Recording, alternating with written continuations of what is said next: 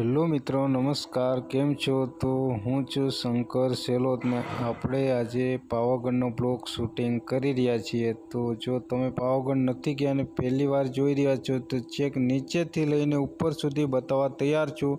તમે વિડીયો પૂરો જોજો તો તમને પણ બી પાવાગઢ કેવું છે ને તમને પણ બી ત્યાં જવાનું મન થશે. સ્ટેશન છે, ત્યાંથી તમે ટિકિટ લઈને રોપવામાં બેસી શકો છો.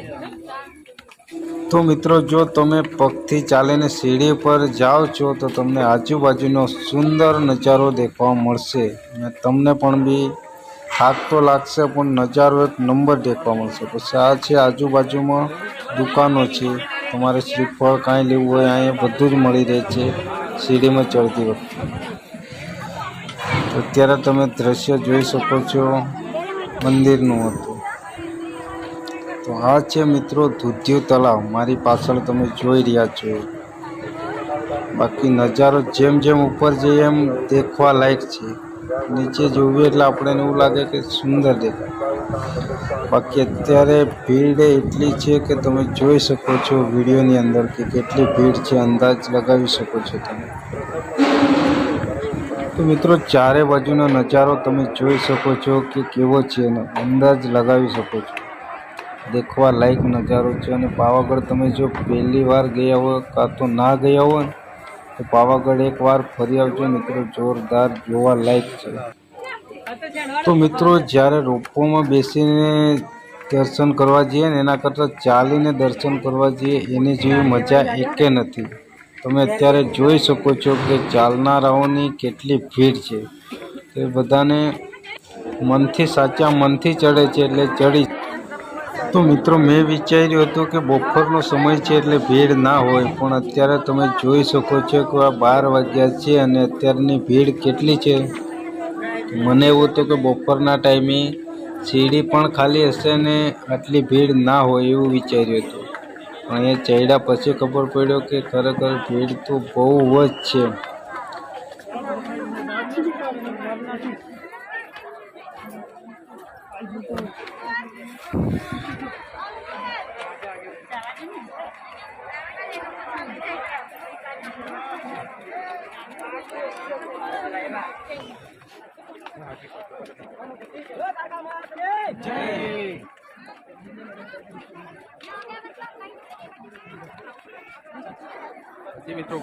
તો મિત્રો, ફાઇનલી તમે જોઈ શકો છો કે માતાજીના દર્શન કરવા માટે માણસોની કેટલી ભીડ છે. અત્યારે સીડીની અંદર તમે જોઈ શકો.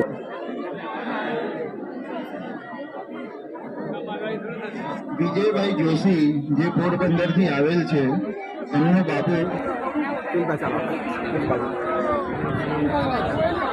તો મિત્રો, ફાઇનલી આપણે મંદિર ઉપર પહોંચી ગયા છીએ.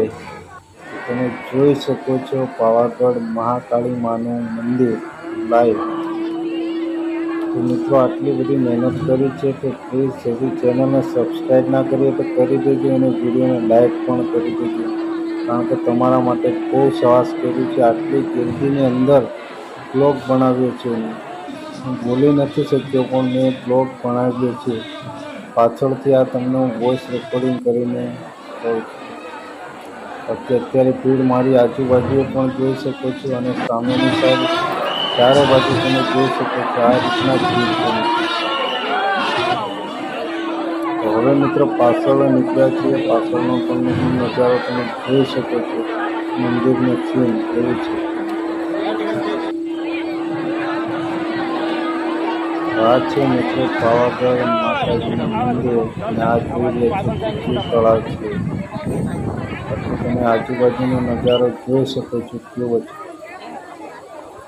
તો મિત્રો, હવે અમે થઈ ગયા હતા રિટર્ન, એટલે આ રિટર્નનો બ્લોગ છે જ્યારે અમે સીડી નીચે ઉતરતા ત્યાર પછી અમે દૂધિયા તળાવ કરતા ફરવા પણ બી નીચે ગયા હતા. આ નીચે રહીને સીન છે.